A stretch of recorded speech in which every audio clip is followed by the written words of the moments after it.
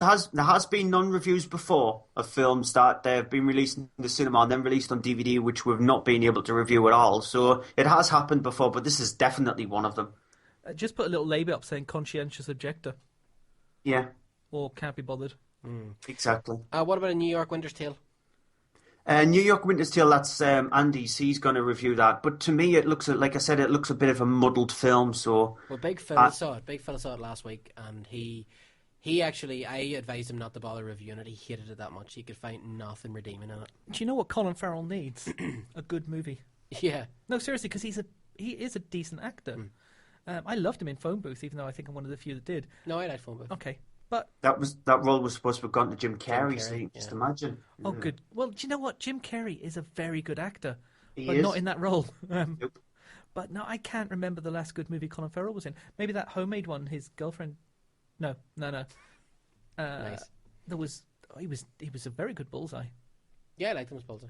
To be honest with you, I've liked him in pretty much everything he's done. But he was just decent. does But the bad movies, like Total Recall, wasn't that great. Yeah, but it wasn't his fault. It was just a crap movie. Tigerland was a good film of his. Tigerland was good. How yes. long ago was that? That was before Phone Booth. Yeah, that was like 12 years, 15 years ago. Yeah. Yeah. Yeah, recently, like in the last decade. What has he done for me lately? He was in Saving Mr. Banks, which I thought he was actually really good in that. I So actually still haven't seen it. In Bruges. In Bruges. No. It was in England. Definitely. In Bruges is superb. Okay, so he's done a couple. Yes. But he's turning into a Ryan Reynolds, really, with the bad choices in movies. Well, yeah, but he was in Seven Psychopaths as well. I don't think he seems to do. Help me out here, Stuart, with the brothers. What do you call them? McDonald's, isn't it? Wachowski? In Bruges and Seven Psychopaths. I can't remember. Cohen? Brain blank. McDonough. Okay, because I've run out of brothers now. Anything he does with him is superb.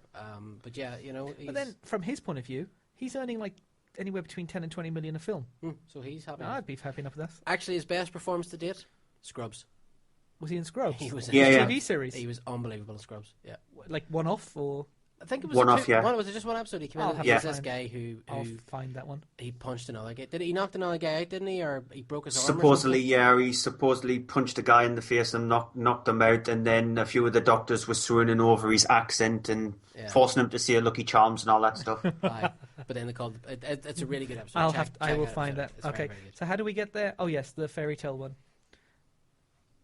Fairy tale in New York. Yes, That was how- Big Phil saw it. He hated it. He loathed it. He thought it was really, really awful. And there are just sometimes there's no point reviewing There was something no if point it's in just going to reviewing be it because vitriolic, vile, and he vile. couldn't have been constructive because he didn't find anything ridiculous. You know, even a bad review has to have something good.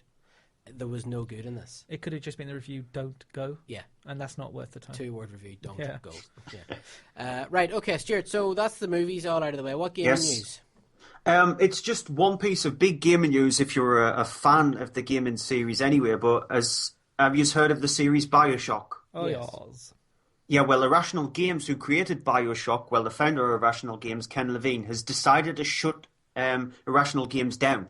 He's closed the entire studio down. There's only 15 people remaining, and they're just clearing up a few little bits and bobs because there was a piece of DLC just released for BioShock Infinite, and so they're just ironing out a few more bugs just in case that they need to release a patch for that piece of DLC, but that's it. The BioShock license now has to go back to 2K Games, who have to give it to a completely different studio to create another game if they want to create a BioShock game. I wonder why they've done that, because that was quite a successful franchise. It's down to Ken Levine turning around and saying that he no longer wants to make BioShock games, he wants to create something else. But that still doesn't give you a reason to close down the entire studio. just stop Just making say, let's try something else, yeah. So he decided to do that. And so he'll probably go off and create his own little small indie studio and try to get his next game greenlit or something like that to be put on Steam. But it was just strange that he decided to close down the entire studio. Okay. Right, Stuart, that's the movie news out of the way. That's the gaming news out of the way. That leaves only one thing. Yeah, oh God. Oy vey. Yeah, oy vey indeed. Would you like some musical accompaniment, or are you happy enough just to rip into it? I'll just rip into it. Right. Okay, everyone, this is Stuart from the Monday Movie Show singing Let It Go from Disney's Frozen. And apologies in advance. I really, yeah, composure. This is I now. know. This is going to Stuart taking a deep breath, and he's going to start singing. And what Stuart doesn't know is that we have cameras in his apartment. In his apartment. And this is streaming live right now on followingnerd.com. But I've heard he sounds quite a lot like Indina Mendes. Right. Wrong one. That would have worked so well. We could have covered for you having another man singing it, and it was the wrong damn YouTube streaming. Right. So I'm afraid you're going to have to do it now. We've got no backing track. You can't be Gaga or Madonna. You have to just go. Don't worry, Stuart. If it's truly awful, we'll let it go for at least 3 or 4 minutes. Yeah, thanks and very it will much. be an isolated podcast up everywhere. We'd have got a damn shorty if he'd been singing. Stuart, in your own time. Right, okay then. The snow glows white on the mountain tonight, not a footprint to be seen. A kingdom of isolation, and it looks like I'm the king. The wind is howling like this swirling storm inside. Couldn't keep it in, heaven knows I've tried. There you go. That'll do You for know now. what? It's That not was actually bad. good. It's not No, bad. I've got two criticisms. Right? One, he didn't get to the chorus. Yes. Let it go is the best bit. Yes. And also, he changed a word. Yes. He didn't want to be a queen. Yes. No, I didn't want to be a queen. You didn't think that would be caught, did you? That's not what I heard. Stuart, you know what, Stuart? That wasn't That bad. was actually good. That wasn't bad. See, this is the Irish in you. That, just for you English people, when someone in Ireland says that wasn't bad, that actually means that was good. Yeah, no, that was good. That's a better way to say good. it. Yeah. Yeah, but the Irish don't go, no. oh, Stuart, that was amazing. It's not really our thing. But saying that wasn't bad is almost like nearly a compliment, but not quite. Yeah, no, that was I like that. fair play, Stuart. Fair play. Fair play. Thank you. That should be your karaoke song. Yes. Wow. could Okay, be. Stuart, for anybody who wants to hear more singing, nobody can. Anybody who wants to hear your podcast, where can they get you? MondayMovieShow.co.uk. We are going out live on 7:30 on Monday this week. Not Sunday. Yay. Not Not Tuesday. Sunday, not Tuesday, not Wednesday. We're actually going live Monday. Okay. We'll see. All right, Stuart, listen, as always, it's been a pleasure chatting to you. And until next week, sir, may the force be with you. Live long and prosper, and we'll talk to you next And Thursday. don't night. let it go. And don't let it Yeah, I will not let it go. I'll catch us next week. go. Bye. Take care, buddy. Talk to you soon. Bye. You're not the Mandarin Slattery. You're not even a real criminal. Au contraire, Dave. When an actor has inhabited a role as long as I have, he often becomes it. And it him. Mrs. Slattery? Me and the boys was just wondering if you could do the voice. Fletcher, it's not something I can just turn on. I'm not your meat puppet. Oh, very well.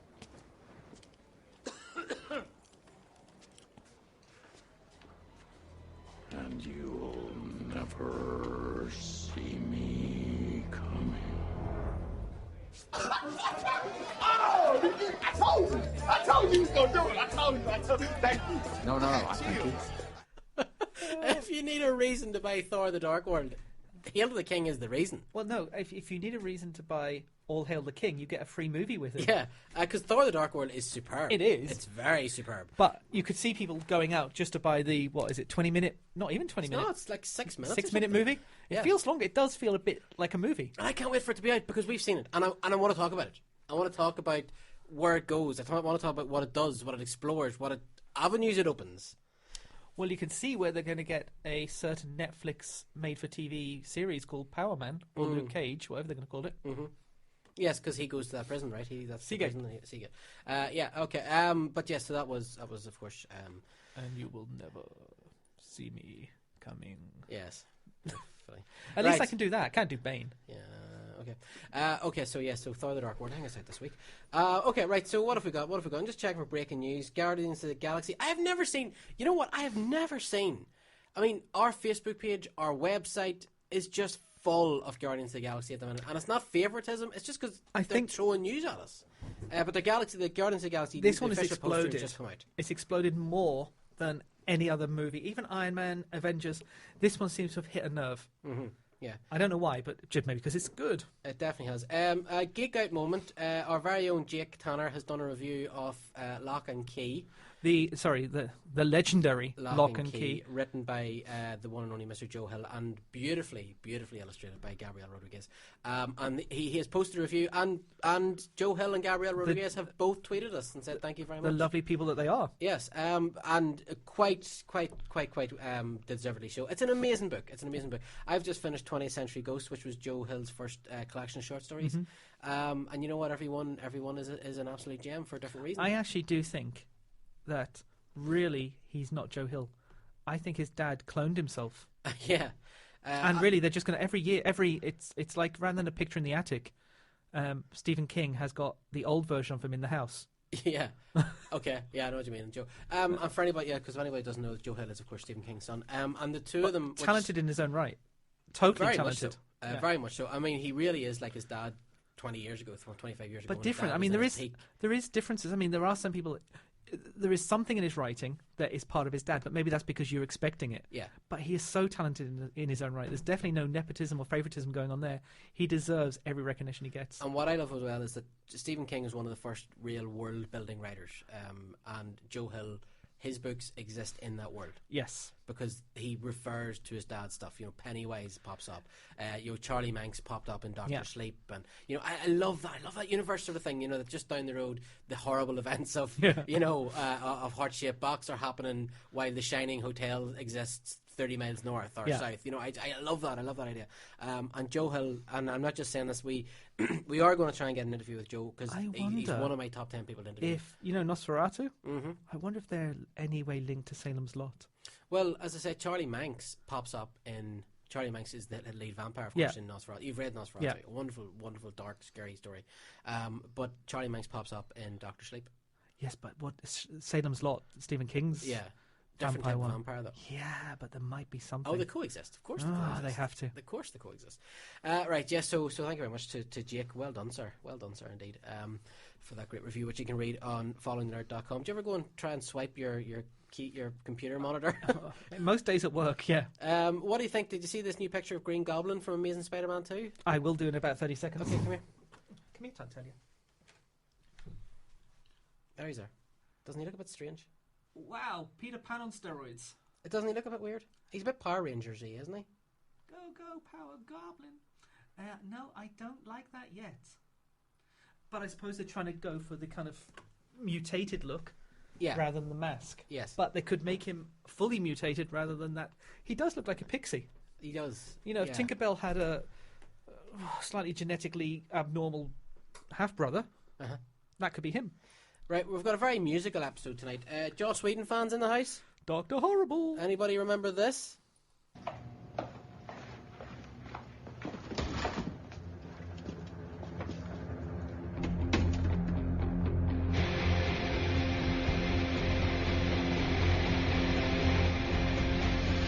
This appeared as a moral dilemma, cause at first it was weird, though I swore to eliminate the worst of the plague that devoured humanity. It's true, I was vague on the how, so how can it be that you have shown me the light?